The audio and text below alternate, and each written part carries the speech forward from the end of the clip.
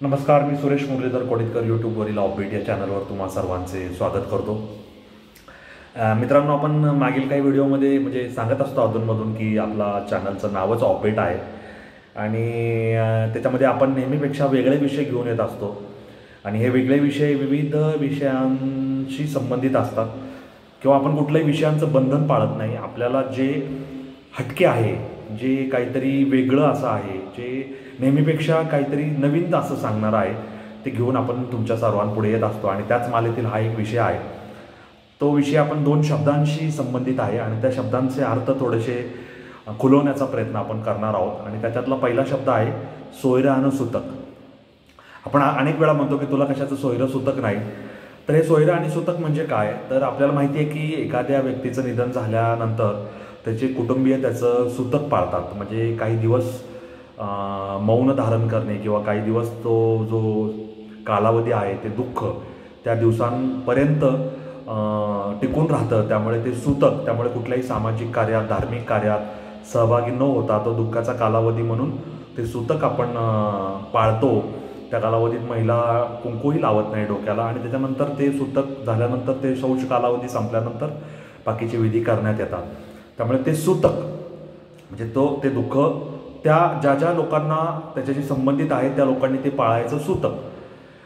म्हणजे सुतक ज्यांना पाळावं लागतं ते सगळे लोक त्याच्यामध्ये अंतर्भावित असतात। आता सोयरं म्हणजे काय?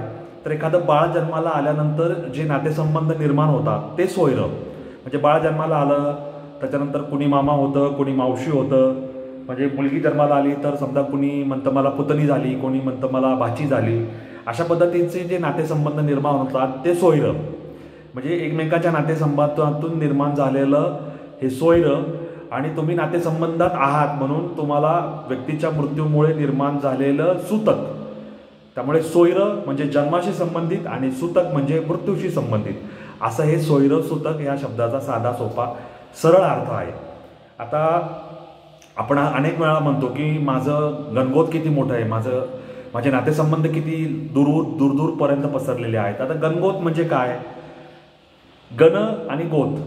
आता आपल्याला माहिती आहे की जेव्हा जिल्हा परिषद पंचायत समितीच्या निवडणुका होतात तेव्हा जिल्हा परिषदेचा मतदारसंघ असतो गट आणि पंचायत समितीचा मतदारसंघ असतो हा गण।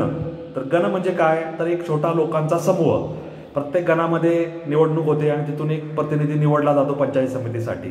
त्यामुळे गण म्हणजे समूह, लोकांचा समूह। आता गण गोत। गोत म्हणजे काय? तर आपल्याकडे मराठीत एक म्हण आहे, कुऱ्हाडीचा दांडा गोतास काळ। गोत म्हणजे काय? तर गोत म्हणजे ते खरं तर गोत्र आहे, म्हणजे एकच गोत्र असणारे, एकच पितृसत्ताक किंवा मातृसत्ताक पद्धतीचा अवलंब करून तयार झालेल्या लोकांचा मोठा समूह की जे रक्ताच्या नात्याने एकमेकाशी बांधलेले आहेत। आता आपण गोत आणि गोत्र, गोत म्हणजेच गोत्र। आता गोत्र म्हणजे आपण विविध ऋषीमुनींची नावं सांगतो, तुमचं कुठलं गोत्र आहे? माझं काश्यप आहे, माझं शांडिल्य आहे, माझं अगस्त्य आहे, जे काय असेल त्याप्रमाणे आपण गोत्र सांगतो। आता गोत्र म्हणजे काय की त्या नातेसंबंधामध्ये, त्या गोत्रामध्ये म्हणजे जी एक वारसा किंवा जो एक अंश तो पुढे चालत आलेला आहे त्या अंशाच्या समूहाला गोत्र किंवा गोत असं म्हणतात, अशा अर्थाने ते आपण घ्यायचंय। आता कुऱ्हाडीचा दांडा गोतास काळ म्हणजे काय? तर तो नातेसंबंध किंवा तो प्रवाह घेऊन आलेल्या झाडांचा समूह म्हणजे ते गोत, म्हणजे ते गोत्र। आणि त्यांचा काळ कोण होतं? तर कुऱ्हाडीचा दांडा म्हणजे लाकडाचा जो तुकडा आहे किंवा दांडा आहे तर त्या कुऱ्हाडीच्या पात्याला लावल्यानंतर ती कुऱ्हाड तयार होते, अन्यथा त्या पात्याला काही अर्थ नाही। आणि तो दांडा लावल्यानंतर संपूर्ण जे झाडं आहेत किंवा जे सरपण आहे ते तोडलं जातं।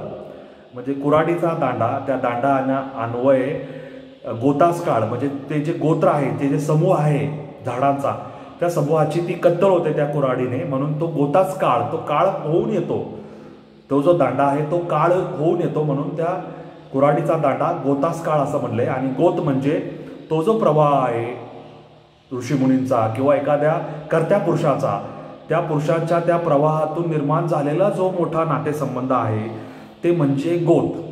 गण म्हणजे माणसांचा समूह आणि गोत म्हणजे त्या जो वारसा पुढे चालवत आहे त्या वारशाने जोडलेल्या एकमेकांच्या लोकांचा समूह, असं हे गणगोत। आपण सोयरसूतक पाहिलं, आपण गणगोत पाहिलं. आता दुसरा आपल्या मराठीत एक शब्द आहे सोयरीक. आता सोयर म्हणजे काय मी तुम्हाला सांगितलं. सोयर निर्माण झाल्यावर त्याच्या अनुषंगाने करावी लागणारी रीतभात म्हणजे सोयर अधिक रीत, सोयर रीत म्हणजे सोयरीक असा तो शब्द आहे. आपल्या सोयऱ्यामधून निर्माण झालेलं नातेसंबंध, त्या अनुषंगाने पाळावयाची रीत म्हणजे ती सोयर आणि रीत म्हणजेच सोयरीक.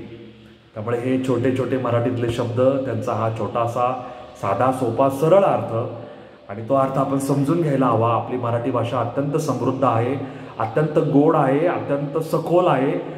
त्याच्यामध्ये चिंतन करायला गेलं तर अनेक नवनवीन गोष्टी आपल्याला सापडतात.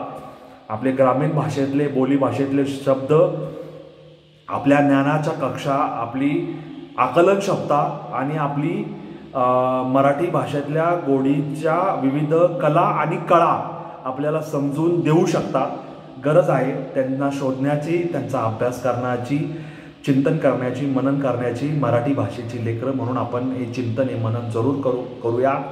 तुम्हाला सोयरसूतक, गणगोत आणि सोयरीकचा अर्थ कसा वाटला हे मला कॉमेंट बॉक्समध्ये लिहून जरूर कळवा. आपला व्हिडिओ मित्र सुरेश मुरलीधर कोडितकरला रजा द्या. धन्यवाद.